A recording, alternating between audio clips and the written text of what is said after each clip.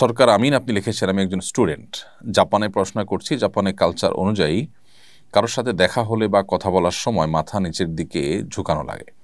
বিশেষ করে part time job করার সময় কাস্টমারের সাথে এভাবে কথা বলা বাধ্যতামূলক। মুসলিম হিসাবে আমাদের করণীয় কি? ভাই সরকার আমিন, প্রথম কথা হলো যে নবী করিম সাল্লাল্লাহু আলাইহি সাল্লাম থেকে সুস্পষ্টভাবে এই সম্পর্কে আমরা নির্দেশনা পাই।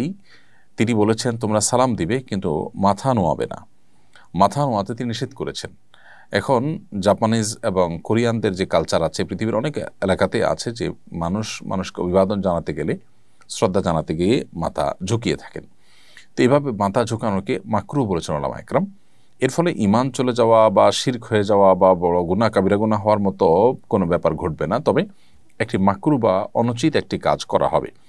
একান্ত নিরূপ অবস্থায় কেউ করলে এটি আশা করা যায় আল্লাহ তাআলা তাকে মাফ করবেন। তবে ধীরে ধীরে নিজের সীমাবদ্ধতার জায়গাটা, সেই জায়গা মানুষদেরকে বোঝানো দরকার যে আমার ধর্মীয় কারণে আমি তোমাকে রেসপেক্ট করি, সেটা অন্যভাবে মুচকি হাসি দিয়ে তার কাজটাকে সিরিয়াসনেসের সাথে করার মাধ্যমে, কাস্টমারকে অন্য কোনোভাবে খুশি করে আমি চেষ্টা করবো তাকে কনভিন্স করার, কিন্তু সেই সাথে আমার যে সীমাবদ্ধতার জায়গাটা আছে সেটা তাকে বোঝানোর চেষ্টা করব। এটা হবে সবচাইতে উপযুক্ত এবং আমাদের মূল করণীয়।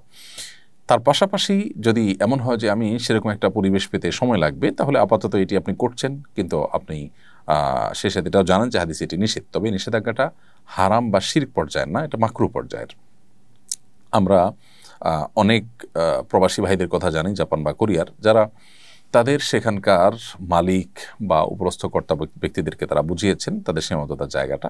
তো তারা অন্যভাবে একটু মাথা নোয়ান, একটু মাথা ঝোঁকান, কিন্তু অন্যদের মতো অতটা ভেঙে পড়েন না।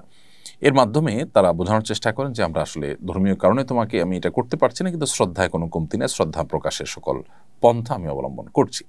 তো আপনি সম্ভব হলে সেই দিকে আপনি যাবেন এবং সম্ভব যেন হয় সেই চেষ্টা আপনার করতে হবে।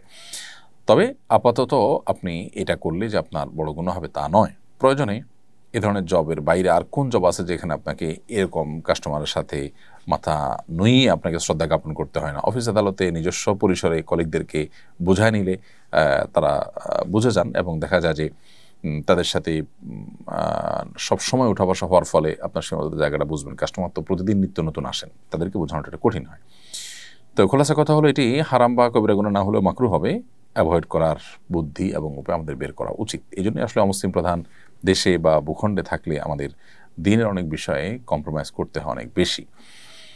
আল্লাহ তাআলা আমাদেরকে হেদায়েতের উপরে, তাকওয়ার উপর টিকে থাকার তৌফিক দান করুন। আমাদের ভার্সিটির ক্যাম্পাসে বিভিন্ন উপলক্ষে কনসার্ট আয়োজিত হয়।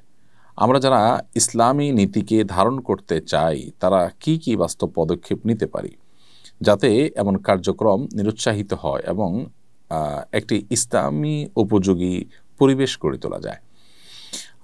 দেখুন, বিশ্ববিদ্যালয় ক্যাম্পাসগুলোতে বিভিন্ন উপলক্ষে যে কনসার্ট হয়ে থাকে, এই কনসার্টগুলো যারা আয়োজন করে তারা বেশিরভাগই বয়সে তরুণ। দিনী চেতনা তরুণদের মধ্যে কমে যাওয়ার কারণে কিন্তু এগুলো হচ্ছে। আমরা যদি দিনী চেতনা মানুষের মধ্যে, তরুণদের মধ্যে বাড়াতে পারি, তাদের মধ্যে দাওয়াতি কাজ করতে পারি, তাদেরকে যদি দিনমুখী করতে পারি, তাহলে ইনশাআল্লাহ বিইذনিল্লাহ এগুলা কমে যাবে, আল্লাহ চাহেন তো।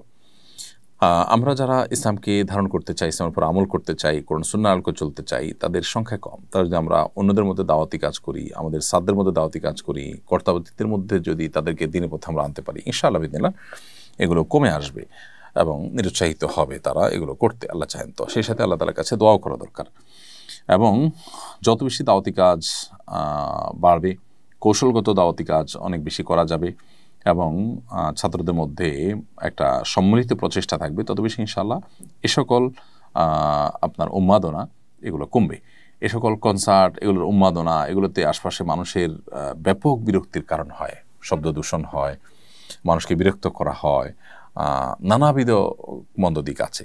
এবং সবচেয়ে বড় কথা হলো একজন মুসলমান তিনি এই সমস্ত গান বাজনা এগুলোর ফলশ্রুতিতে যে আল্লাহর অসন্তুষ্টির পাত্র হবেন, সেই সাথে হেদায়েত থেকে দূরে সরে যাওয়ার আশঙ্কা হয়। যারা এগুলোর মধ্যে ডুবে থাকেন তাদের অন্তর অনেকটাই হেদায়েতের জন্য অনুপযোগী হয়ে পড়ে। তো সেই জায়গা থেকে আমাদের নিজেদের বাঁচা এবং সবাইকে বাঁচাবার জন্য আমাদের সংগ্রাম চালাতে হবে।